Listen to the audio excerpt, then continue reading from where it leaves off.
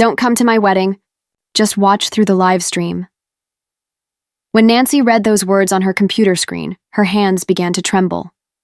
The email was short, cruelly polite, and signed with her sister's name, Claire.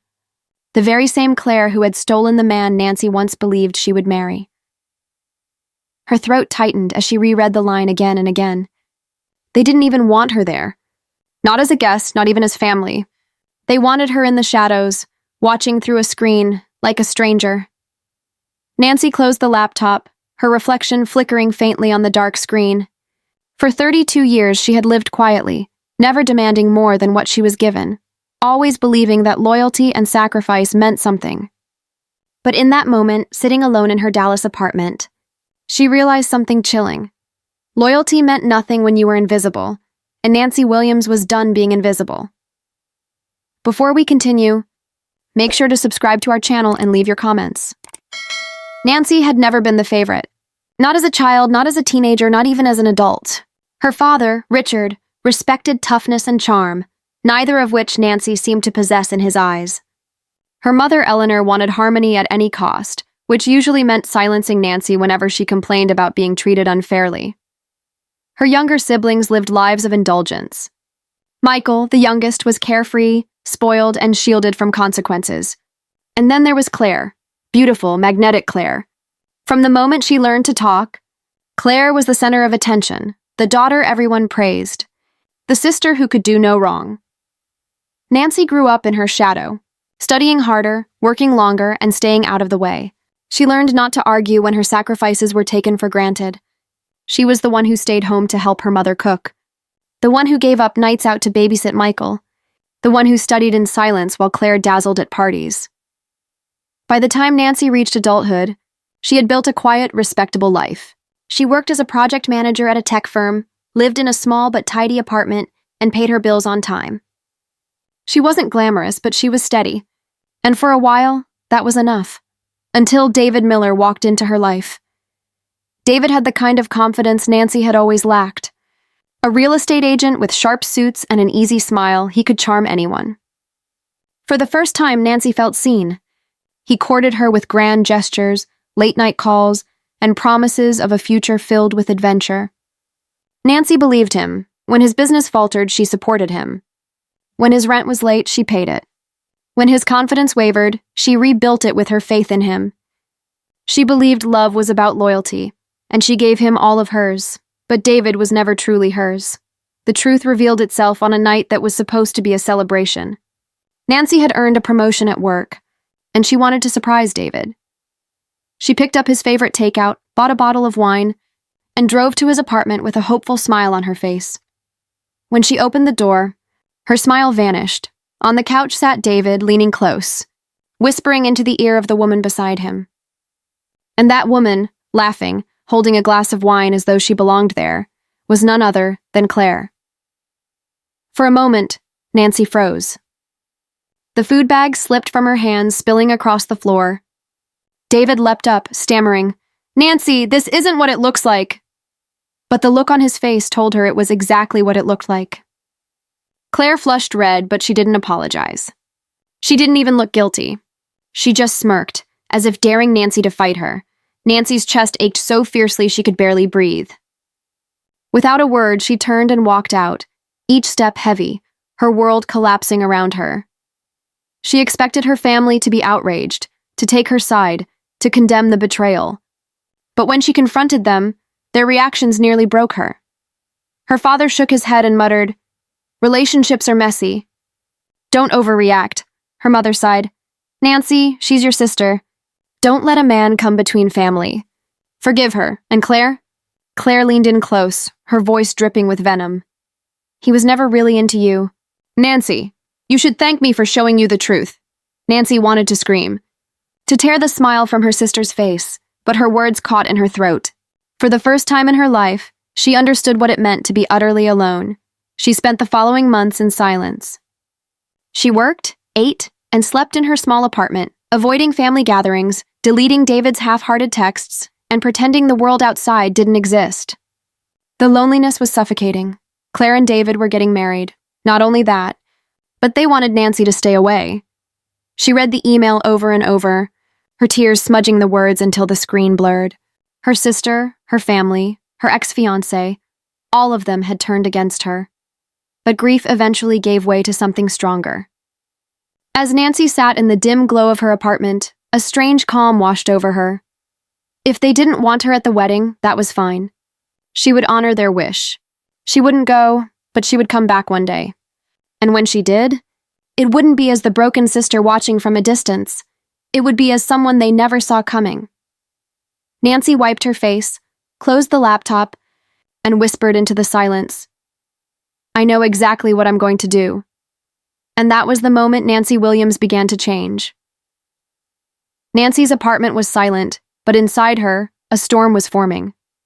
For weeks after the email, she sat at her desk staring at the livestream link, her heart torn between anger and despair. She imagined them, Claire in a white gown, David smiling smugly by her side, her family clapping as though nothing wrong had happened. But then something shifted. Instead of crying, Nancy began planning. For 32 years, she had been quiet, obedient, and invisible. But now she had nothing left to lose, and a woman with nothing to lose is the most dangerous kind of woman. Nancy started with herself.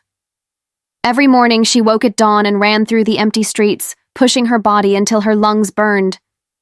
She joined a gym, hired a trainer, and built strength she never thought possible. The weak, timid woman who once avoided mirrors was slowly being replaced by someone leaner, stronger, and sharper. She changed her wardrobe too. Gone were the dull cardigans and faded dresses. Nancy invested in sleek suits, elegant dresses, and heels that announced her arrival with every step. She cut her hair into a style that framed her face, and for the first time in her life, she wore bold red lipstick, the kind Claire used to flaunt. At work, Nancy threw herself into her projects. She stayed late, took risks, and began climbing the ladder at an astonishing pace. Within 2 years, she wasn't just a project manager. She was leading entire teams, negotiating million-dollar contracts, and making her name known in Dallas's corporate world. People who had once overlooked her now leaned in when she spoke. Colleagues admired her, competitors feared her, and investors wanted to be near her. Nancy Williams was no longer invisible. She was unstoppable, but Nancy's transformation wasn't just about looks and career. It was about power. She attended networking events, shook hands with executives, and studied the art of influence. Slowly, she built connections with lawyers, bankers, and real estate moguls. She understood the game now, and she was playing to win. Every weekend, while her family thought she was still the quiet, lonely daughter, Nancy was closing deals, expanding her influence, and stepping into circles Claire and David could only dream of entering. By the time Claire and David were struggling with their failing real estate business, the one David had dragged her into, Nancy had already built a portfolio that dwarfed theirs, and she waited. Patiently. The opportunity came sooner than she expected. 3 years after their wedding, Claire and David's finances began crumbling. Bad investments, poor decisions, and David's arrogance had left them drowning in debt. Their once charming smiles now hid desperation. Nancy heard about it through the grapevine. Her family, of course, tried to shield Claire from criticism. "They just need a little help," her mother insisted. "They'll bounce back," Nancy knew better. And she saw her chance. She reached out through a mutual contact, not as Nancy the sister, but as Nancy the investor. She disguised her involvement at first, using a lawyer to approach them with a business proposal. David, desperate for funding, jumped at the opportunity. He and Claire signed contracts without realizing whose empire they were entangling themselves with. And just like that, Nancy owned them. It wasn't until months later, when they sat across from her in a gleaming Dallas boardroom, that Claire realized who had been pulling the strings. Nancy walked in wearing a tailored black suit, heels clicking against the polished floor. Her red lipstick gleamed under the lights. She took her seat at the head of the table, a folder of documents in front of her, Claire's face drained of color. David's jaw tightened. Nancy smiled. "Hello, Claire. David. It's been a while." The room was silent except for the faint hum of the air conditioning. Claire shifted uncomfortably, her confidence slipping. David tried to recover, forcing a laugh. "So, you're the investor?" he asked. "I am." Nancy said coolly. And according to these contracts, I now own controlling interest in your company. Which means, technically, I own you. Claire's mouth opened, but no words came out. Her hands trembled against the table. Nancy leaned forward, her eyes sharp. You told me once, Claire, that David was never really into me, that I should thank you for showing me the truth. She let the words hang in the air, savoring the memory. Well, consider this my thank you. From that day forward, Nancy dismantled them piece by piece. She didn't shout, didn't gloat, didn't lose control. Her revenge was cold, calculated, and devastating. She froze their accounts. She sold their properties. She left them clinging to scraps while she built higher and higher. Claire, once the golden child, now had creditors knocking at her door. David, once so smug, now begged Nancy for leniency. And their pleas fell on deaf ears. But Nancy's revenge wasn't just financial. It was personal. At family gatherings. The ones she once avoided. Nancy now arrived in style, chauffeured in sleek cars, draped in designer clothes. She walked past Claire and David without a glance, yet their shame grew heavier with every step she took.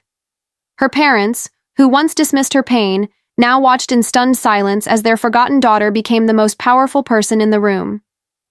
And Nancy? She never raised her voice. She didn't need to. Her success spoke louder than any words. The ultimate moment came when Claire and David's marriage began to crumble. Financial ruin bred arguments, and arguments bred distance. Claire accused David of ruining her life.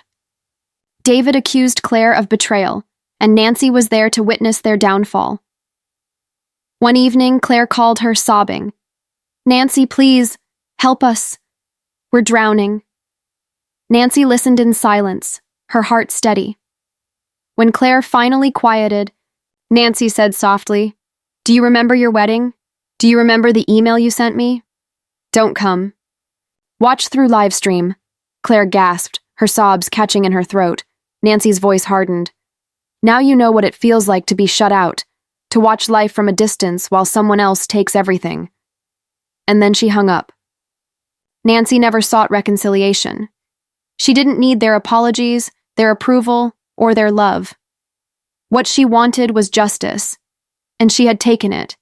She rebuilt herself into someone her family could no longer ignore. She rose higher than David and Claire ever could, and she showed them with every success that the sister they tried to erase had become unforgettable. Nancy Williams had been betrayed, humiliated, and cast aside, but in the end, she wasn't the one watching from the shadows. They were. If you liked my story, please like the video, subscribe to our channel, and share it with as many people as possible. Thanks for watching.